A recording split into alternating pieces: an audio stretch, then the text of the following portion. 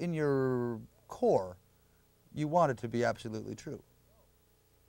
But you're just saying that because you know from historical experience what evils that brings on when we are wrong, and we've often been wrong. You're just saying, if I'm wrong, I don't want to be the cause of another war, right? You're essentially covering your butt, as we say. No, I'm not covering my butt. I'm recognizing reality for what it is. I don't think that humanity will ever be in a position where it can say that it possesses absolute truth, because humanity has possessed absolute truth for 5 million years, and that absolute truth was wrong. That absolute truth was a mistake. So, I mean, if you have an absolute truth for 5 million years, how long do you have to have absolute truth until you know it's true? If I walk out, but again, if I walk out and tell some of these people who are walking along the street here that they don't exist, they're going to put me in a box.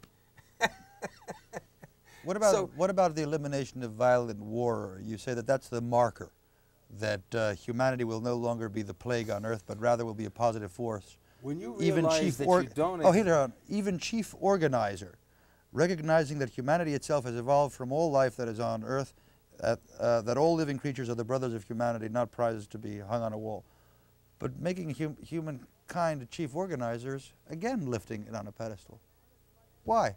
Why does life need an organizer? Humanity has the largest brain that we know around on this Earth. We have the largest brain and the capacity to do good when we know what is right and wrong, what is real. If nothing exists, who you or can't what is you can't do organizing you what can't do good or good things or helpful things if you believe that Jesus Christ was born from a virgin. It's not going to help you, my friend. It's going to confuse you. I think the key is if you believe what Christ says is correct or incorrect, it's true or false.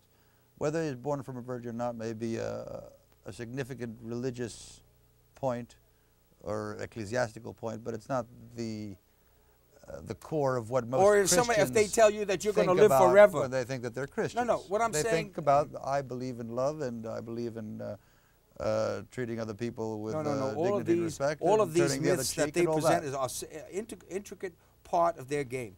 And they charge me every day because I pay my taxes and they don't. You know? They don't.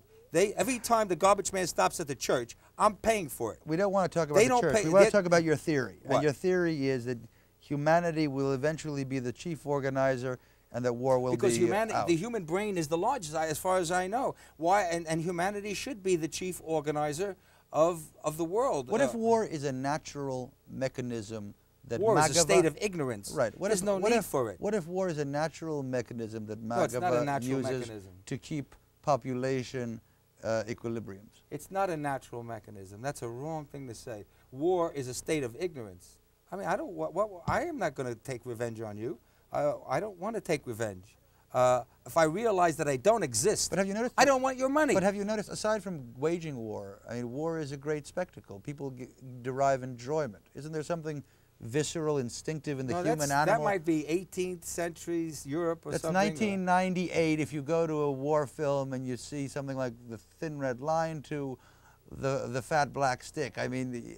well, you see, the establishment, the political establishment wants to impose that stuff and keep the people warriors. They don't want the people. They don't want the people to start to lay back because there are some other characters on the other side of the ocean that might want to do something bad. So you can't let the people get too fat, you know, okay, sure. and too soft. Let's say that an oligarchy has a vested interest in preserving the state of war and making war and making money off of it. Yes. But the people don't have a vested interest in enjoying it, in reacting to it as entertainment. Well, you see, because there's something these that pulls. films There's reach a low, low primitive depth of some of these people, and they react to that. I mean, I get sick. I walk out. So I wouldn't sit around there. Depth is innate, isn't it? It's Ignorance part of is our innate. Yeah. But why can't you? Why? How could you? Excuse me. How could you sit and enjoy this guy shooting that guy? Where is there the enjoyment?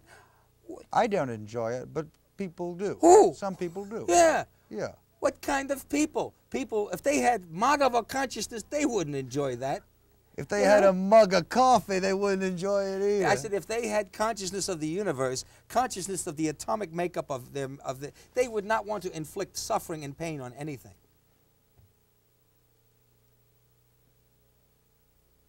Even though you didn't accept good or evil in our last talk. No, I never. The good or evil are Christian words. You want to avoid causing other people or organisms pain. How do you view that? I mean, is it just a personal preference? If there's no good or evil, there's no reason to be good to someone or avoid harming them. Why do you want to avoid causing pain to other people, non-existent, quote-unquote, people? What I'm trying to get at is... I don't get any pleasure or benefit from causing pain to someone. Why would I want to do that? I mean, life is hard enough. Why would I want to make it harder for someone else? I don't understand. Why would I want to cause pain? People cause each other pain every day. That's what they call sadism. I mean, why would I want to give people for some pain? benefit, for pleasure? No, sadism is not pleasurable to me. Is it pleasurable to you, George? I'm asking the questions here. I'm not answering them. Somebody just asked if you had been sadistic now with me. But what is your ethics if you believe in no good or evil? Ethics. What is your ethics towards other human beings based on?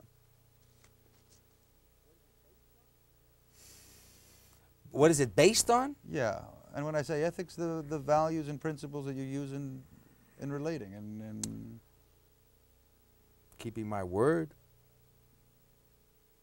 How does that connect with Bhagavad consciousness? Is that part of? Well, my word is the expression of my thinking. It's the expression of my being.